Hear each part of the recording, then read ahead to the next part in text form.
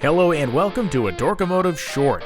On this episode, we tell the story of Art Malone and Bobo Sickie, who took one of the weirdest race cars ever built, reset the world's closed course speed record in 1961, and got a big fat check from Bill France for proof that his Daytona International Speedway was the fastest in the world. This is the story of the Mad Dog 4.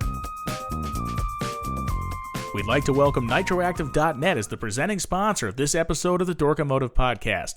Nitroactive.net carries the best in nostalgia West Coast drag strip t-shirts, as well as hot rod and car culture t-shirts from Moon Eyes, Laid Back, Lucky 13, SoCal Speed Shop, Hollywood Hot Rods, and more. Go to Nitroactive.net for a huge selection of old school hot rod and drag stuff. Use the code DORK for a 10% discount. That's DORK to save 10% on your next order at Nitroactive.net.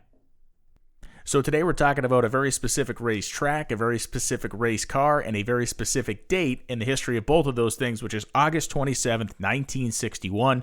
That was the date that Art Malone drove Bobo Sickie's Mad Dog 4 to a speed of over 181 miles an hour average for a lap at Daytona International Speedway. This was a huge accomplishment not just for the two men involved, but for motorsports in general, and it was a giant feather in the cap of Bill France, and it did wonders to help remediate what was a kind of a touch-and-go image of Daytona International Speedway in the late 1950s and early 60s.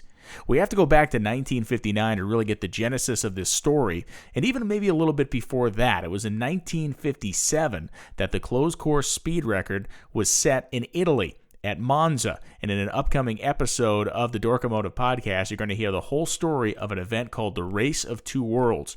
And it was during the Race of Two Worlds that Tony Bettenhausen drove a Novi-powered Indy car to an average speed of over 177 miles per hour per lap around the Monza speed ring, which would stand for a couple of years as the fastest closed course speed ever set up by anybody.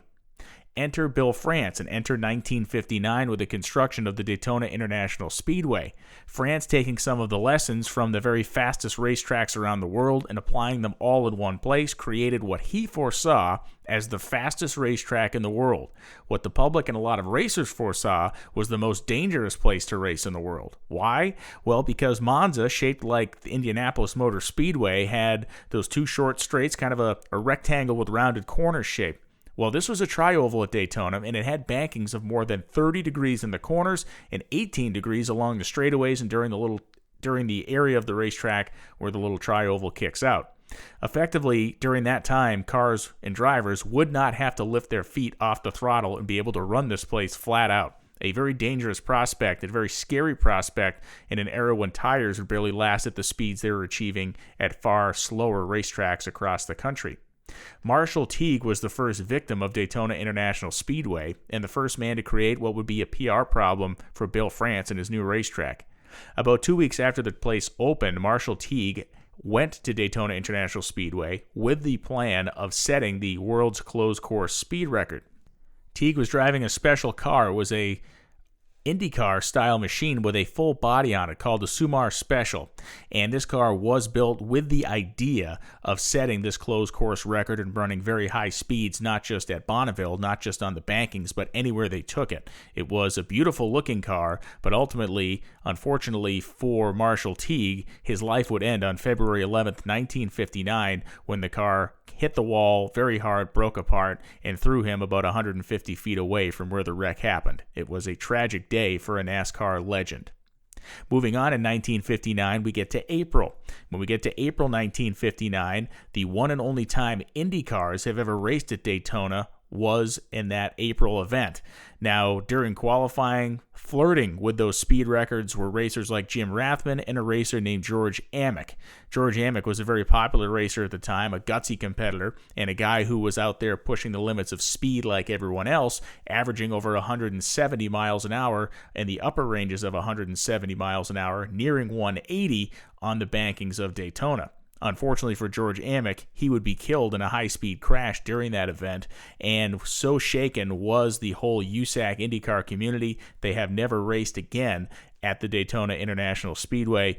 Likely a tire failure caused George Amick's death, because that was the most common problem that people had during this era of running high sustained speeds.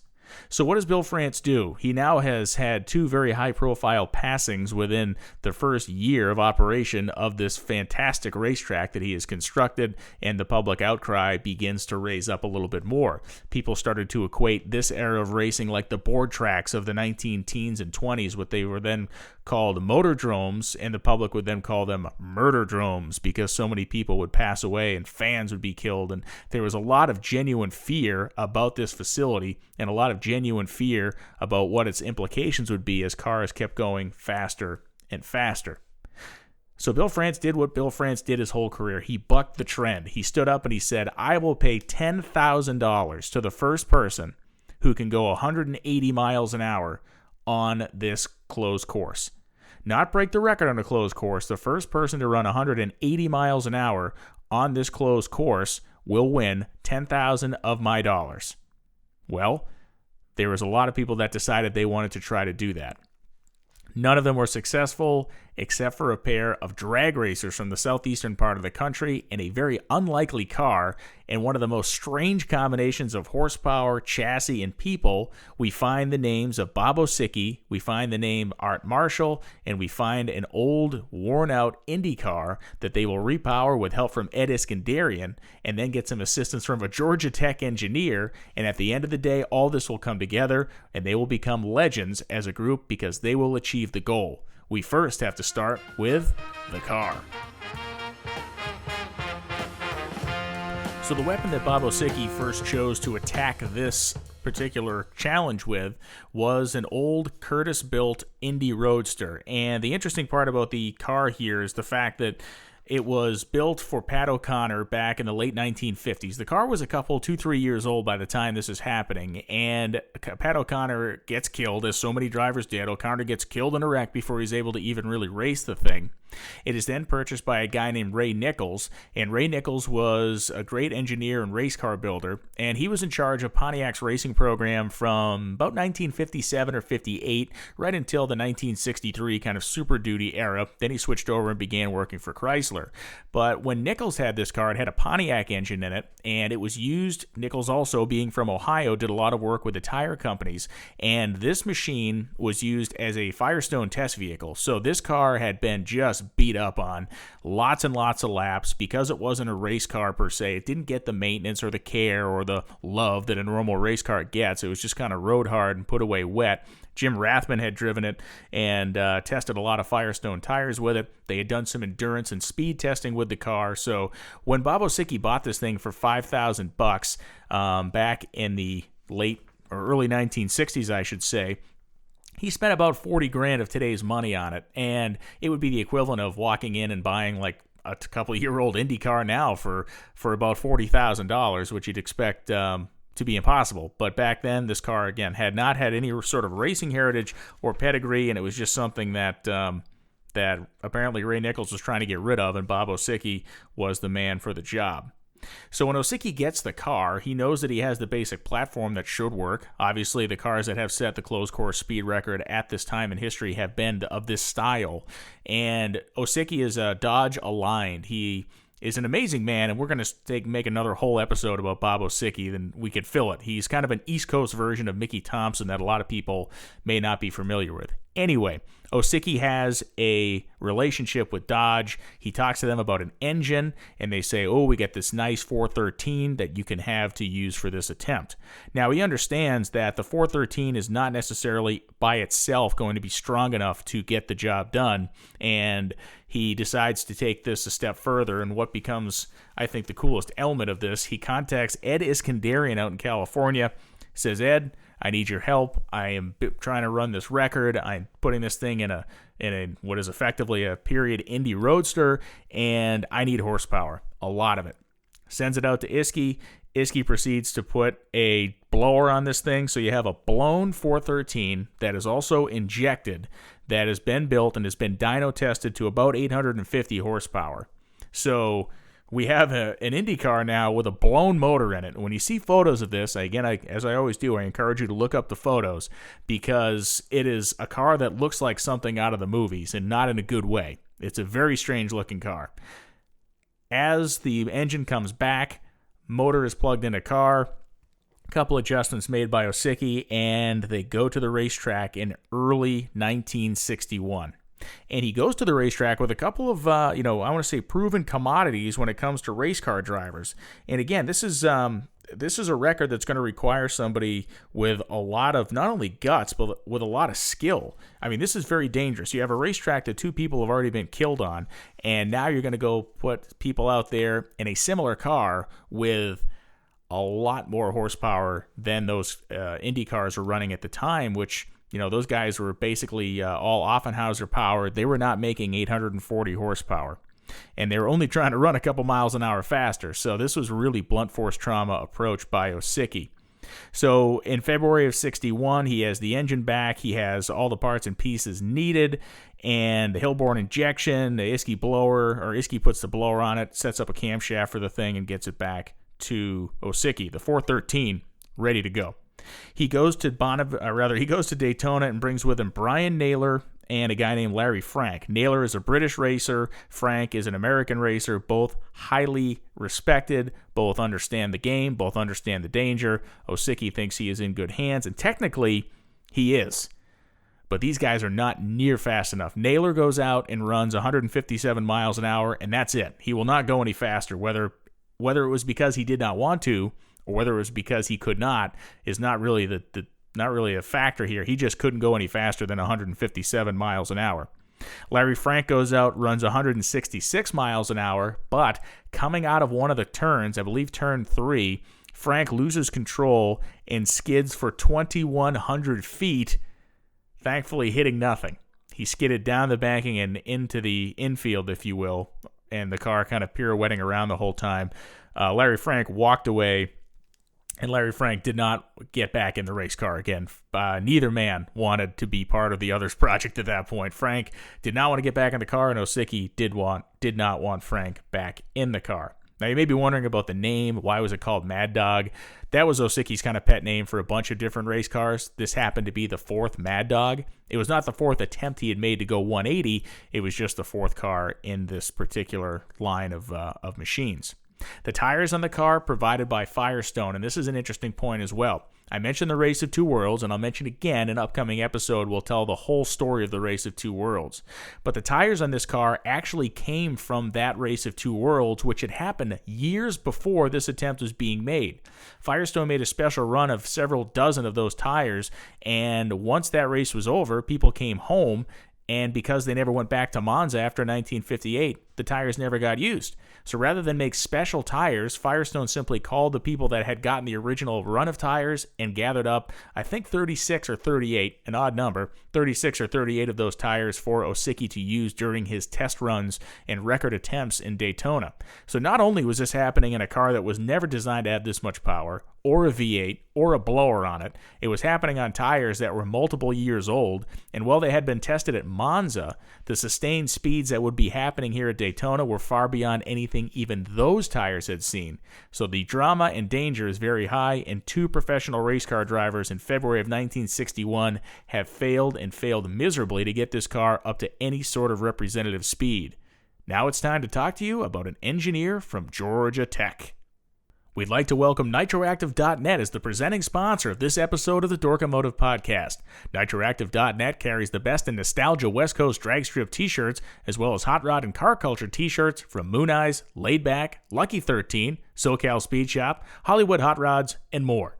Go to Nitroactive.net for a huge selection of old school hot rod and drag stuff. Use the code DORK for a 10% discount. That's DORK to save 10% on your next order at Nitroactive.net. So when the Mad Dog failed with two good drivers in it, Osiecki knew it was more than just the car, and he also knew that he may have been a little bit over his head with some elements of this project. Before World War II, Osiecki was a student at Georgia Tech University. So what he did after World War II and becoming successful in business, he decided to call some old friends. He never graduated from Georgia Tech, but he did have some contacts there, and he was still in contact really with kind of the whole alumni community and knew that Georgia Tech had done some motorsports work in the past. So Osiecki gets a hold of a guy, a professor of aerodynamics named Professor Harper.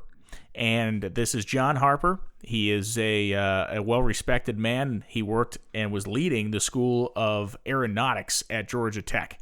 So gets a hold of Harper, and Harper says, hey, send me the car.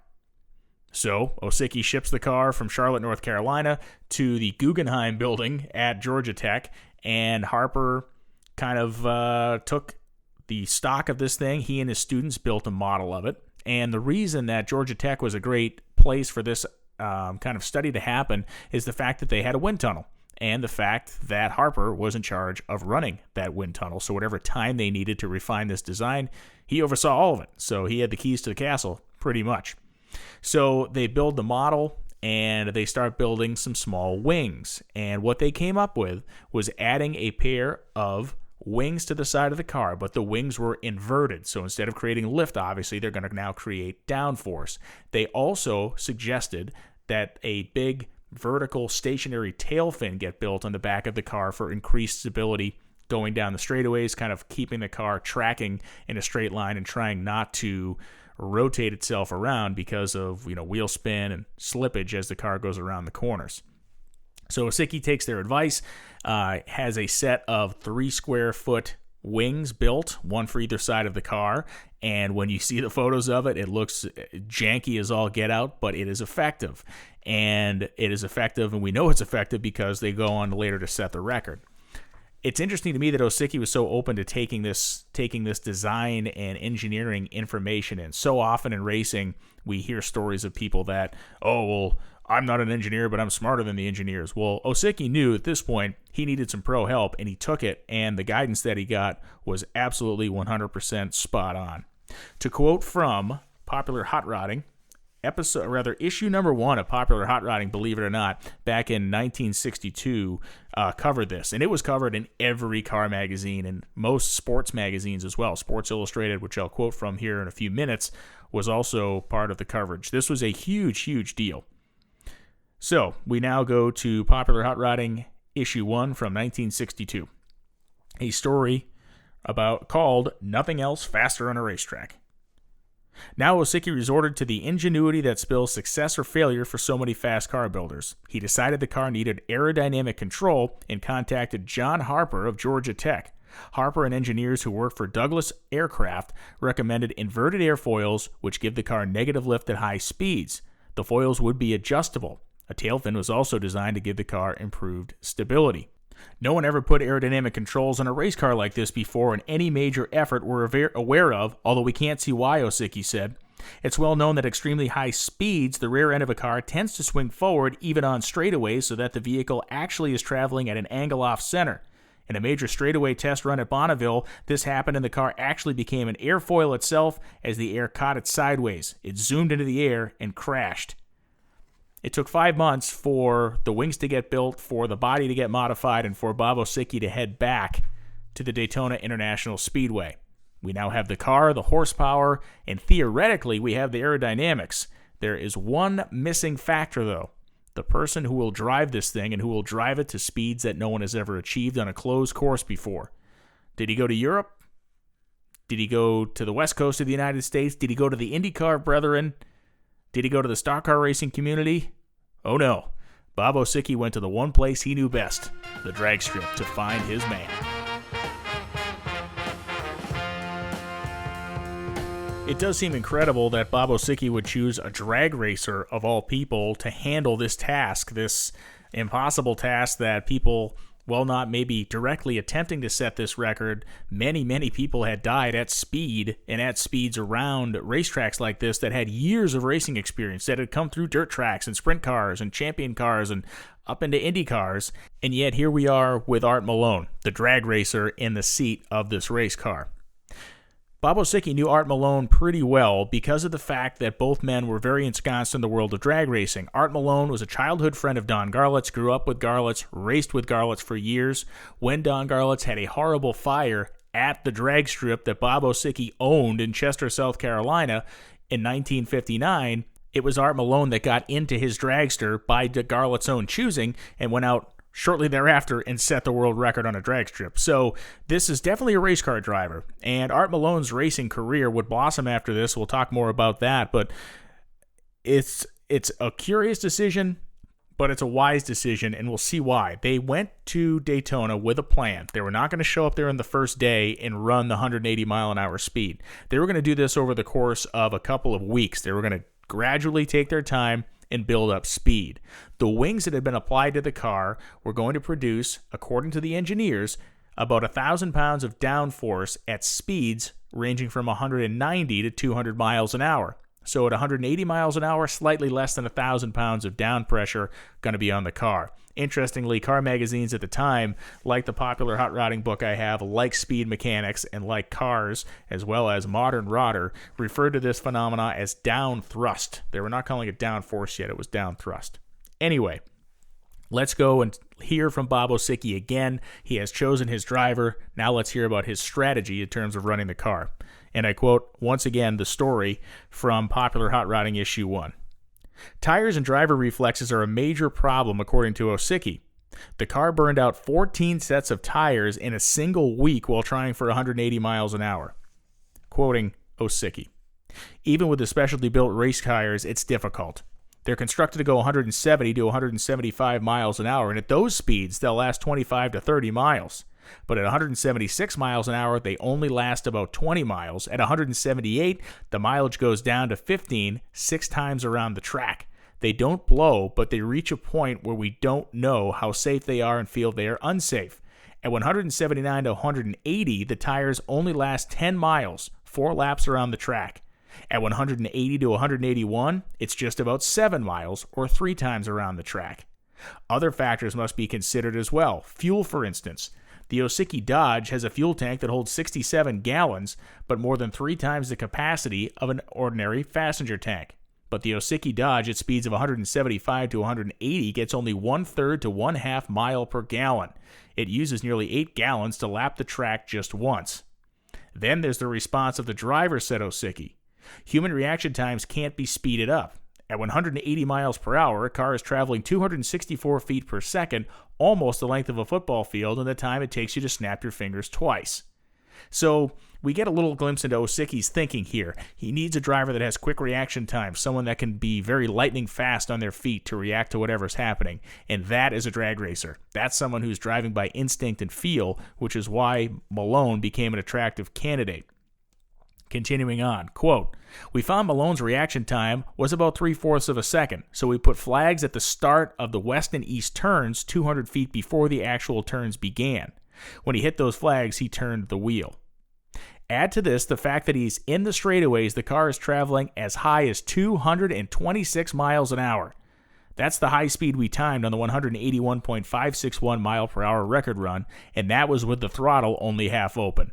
Now, of course, every hot rodder in the world says stuff like that. Well, there's still more in it. Going 226, we're only at half throttle. Continuing on with the story. At those speeds, the minute you take your foot off the accelerator, the rear end starts to break out. So in actuality, you take the car into the curves in one long skid. Listen to this. At the 200-foot marker, he takes his foot off the throttle altogether, momentarily, and at the same time he turns the wheel. For 5 or 7 seconds as the car slides around the curve in a four-wheel drift, even with a negative airfoil, it looks like black shredded wheat spraying from the rear tires as the rubber peels off the casings.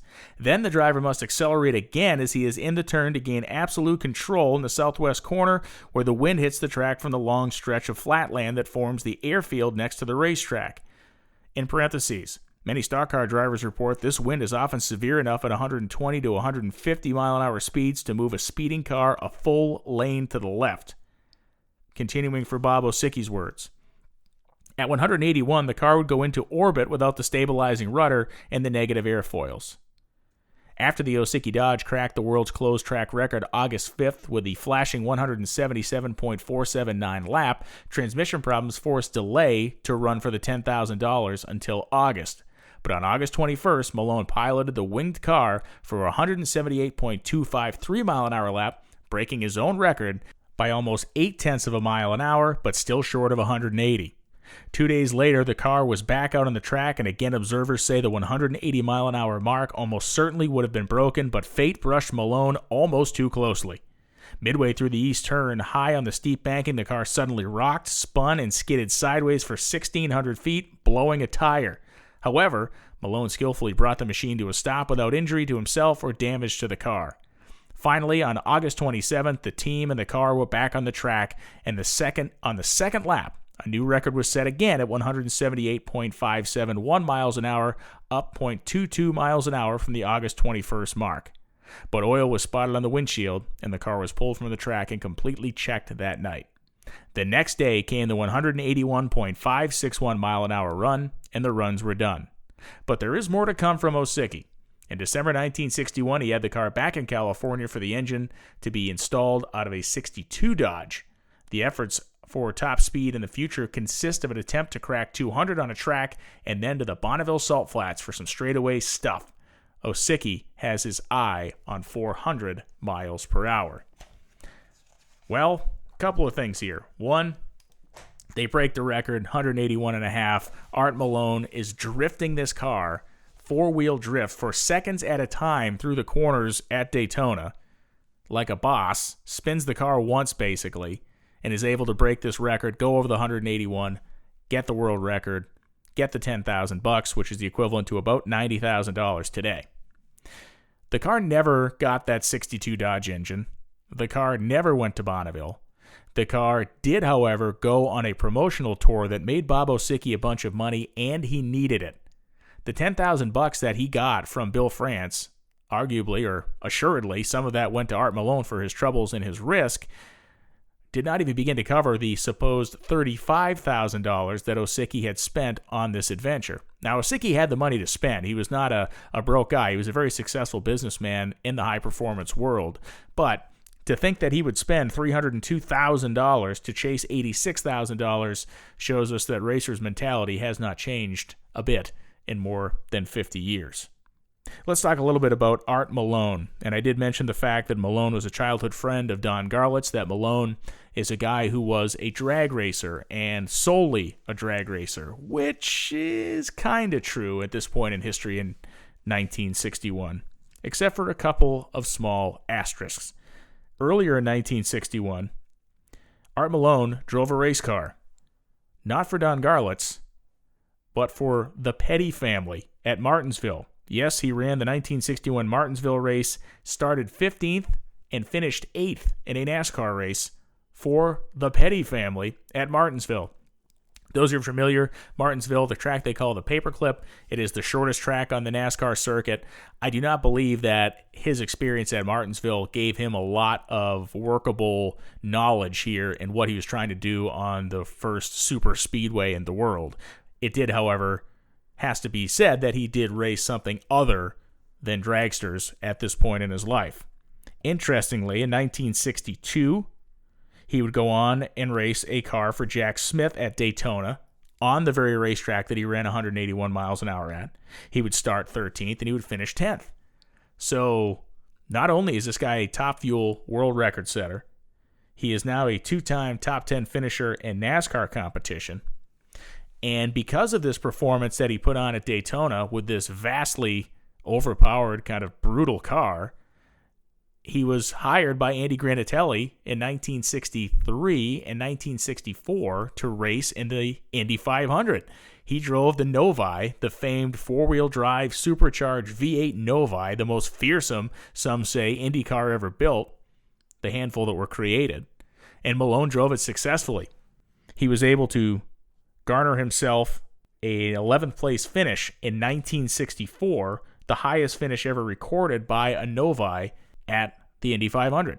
It should also be noted that Art Malone won the Bakersfield March Meet in 1963, which was among the crown jewels of the entire sport of drag racing. So this is a guy, and he would go on for his whole life. He raced all different types of things, was tied in with Don Garlits forever. 1984, he and Garlits team up. They pull a car out of a museum. They win the U.S. Nationals together.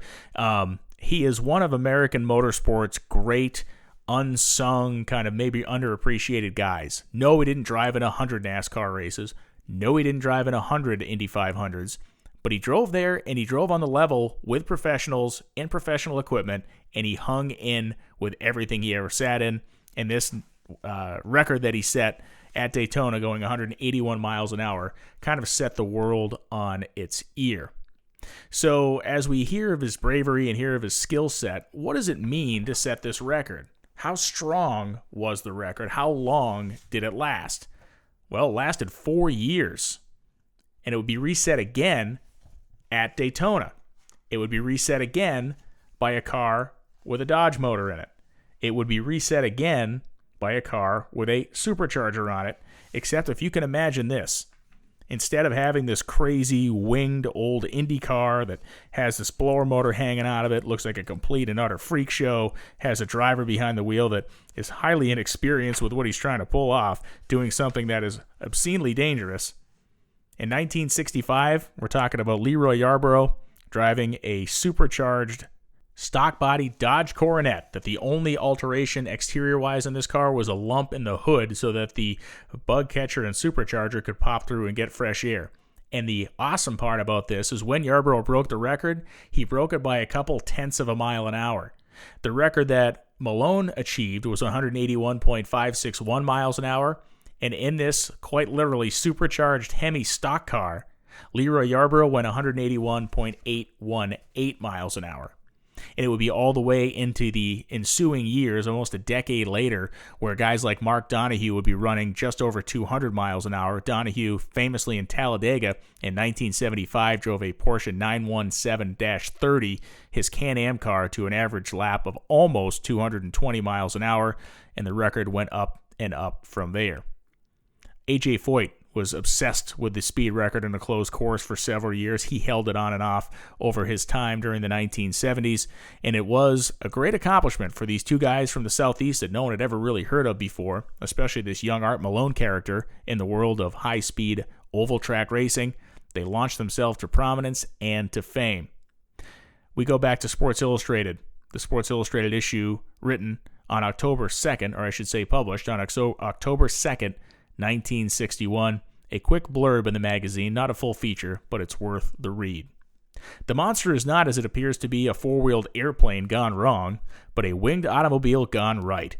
So right, in fact, that last summer the Mad Dog 4 set a new class closed course record of 181.561 miles an hour at the Speedway at Daytona Beach, Florida. Quote, "The whole secret is in the wings," says Bobo Sickie, the 40-year-old veteran of the racing business who worked and studied for years to perfect the monster. "I knew 180 could be equaled or bettered on the Daytona track, but it was no easy task. Finally, I realized aerodynamic control was the correct answer. The control was achieved largely by mounting an airplane's wings upside down on the car. Thus, instead of taking off in the air, it dug its wheels firmly into the pavement to provide extra traction. When burly driver Art Malone piloted Mad Dog to its record after endless trial and error, builder Osiecki, who looks like a wrestler, kissed him unashamedly. I knew we'd do it," he said, and he didn't even mind that the $10,000 prize he just won was $25,000 short of what it cost him.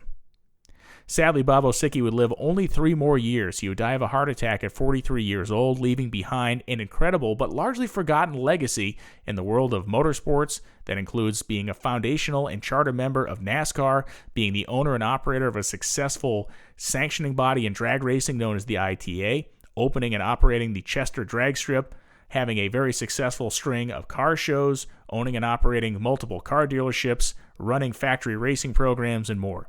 Bobo Sickie's legacy may be somewhat lost to history, but it's not lost to us here at the Dorkomotive Podcast, and that's why you're going to be hearing more about Bobo Sickie in upcoming episodes. And if you're wondering what happened to the Mad Dog 4, we'll go to Don Garlits' Museum of Drag Racing in Ocala, Florida to see the car one of his best friends drove to one of the most historic moments in American motorsports. How about that? Thanks for listening to this Dorkomotive short that went a little long about the unlikely duo that broke the world's closed course speed record and set the mark over 181 miles an hour for the first time in mechanical history. Thanks for listening. We'll be back with more Dorkomotive soon. Stay tuned. We'd like to welcome Nitroactive.net as the presenting sponsor of this episode of the Dorkomotive Podcast. Nitroactive.net carries the best in nostalgia West Coast drag strip t-shirts, as well as hot rod and car culture t-shirts from Moon Eyes, Laid Back, Lucky 13, SoCal Speed Shop, Hollywood Hot Rods, and more. Go to Nitroactive.net for a huge selection of old school hot rod and drag stuff. Use the code DORK for a 10% discount. That's DORK to save 10% on your next order at Nitroactive.net.